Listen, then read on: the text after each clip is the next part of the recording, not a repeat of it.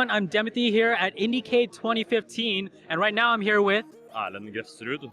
Bifrost Entertainment, and he has sort of a really interesting game here. You want to talk a little bit about it? Sure.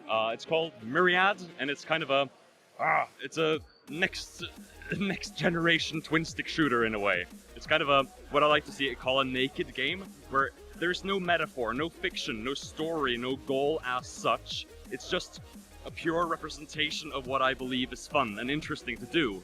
It's more like a activity that you perform than a game that you try to beat or play. And that's kind of my idea, is that I want to make a performance piece, something that people can feel great about doing and feel cool doing, and feel that it's not just wasted time, but they're maybe making something even.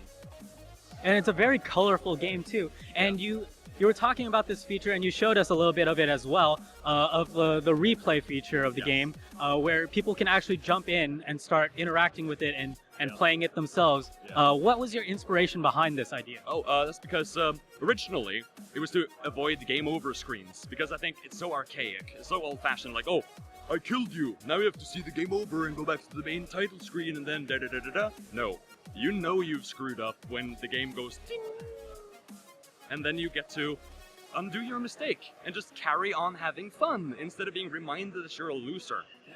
Exactly. And once I had that technology, it sort of became natural. Hey, wait a minute! I don't actually have to just do this. I can dump the files, and I can allow people to play them back. Like in the menu screen, it'll show the most high-scoring game played today, and they could even share these online and let other people watch them and, like I said, jump in and participate and sort of be a part of other people's performances. That's very cool, and it's a very relaxing game too. Like you're not worried about accomplishing any goals. You just jump in. Say you're stressed out or something. You don't want to do anything. You just want to relax a little bit, and it's a very cool. I had a lot of fun playing it too, because there's no particular goal. You don't really know exactly what you're doing when you first jump in. Yeah, when I was playing it earlier, I was kind of confused. You said the instructions, the text was actually intentionally hard to read. Yes. Yeah, that's because you're not really meant to read it. It's there if you have to, but you should be able to work it out if you just play it for a little bit. It's like, the game looks really weird and alien, but really it is very conventional in its foundation.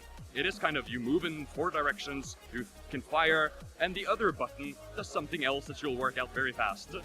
Yeah, and you say, like, as a developer, usually developers end up hating their game, but you're still enjoying playing this game, and you still like it a lot. You're very proud of it, correct? Yeah. That's very cool, because it's just such a relaxing game, and there's no stress involved with it. It's very interesting, very colorful, very exciting. I really enjoyed playing it as well.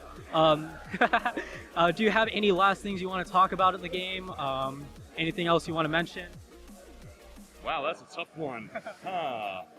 I think really my favorite thing about it, which is what I consider kind of the most important part of game design, is the feel, the snap, the response. Like a lot of games, especially by sort of, particle effects in general, they're very long and very big, almost showing that they're there. But if you look at something like Japanese fighting games, like Street Fighter 4 or 5, they have these giant, overwrought, super complicated, beautiful, last for 0.1 seconds. And I wanted to do that, make something that looks sort of glorious and fast, and only when you slow the game down, when it goes into slow motion, you can see the true richness and craft that's gone into creating these little, explosions. I mean, they're just explosions, but they're as beautiful as I could possibly make them, and I make them reveal themselves through your mastery in a way. And when do you expect this game to come out for the public? It's more or less done as it stands, but we have no idea when we can actually finish publishing it, because we have so many technical requirements with different platform holders, blah blah blah.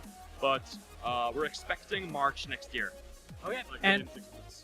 And for those people that want to check this out, want to learn more about it, where can they find you guys?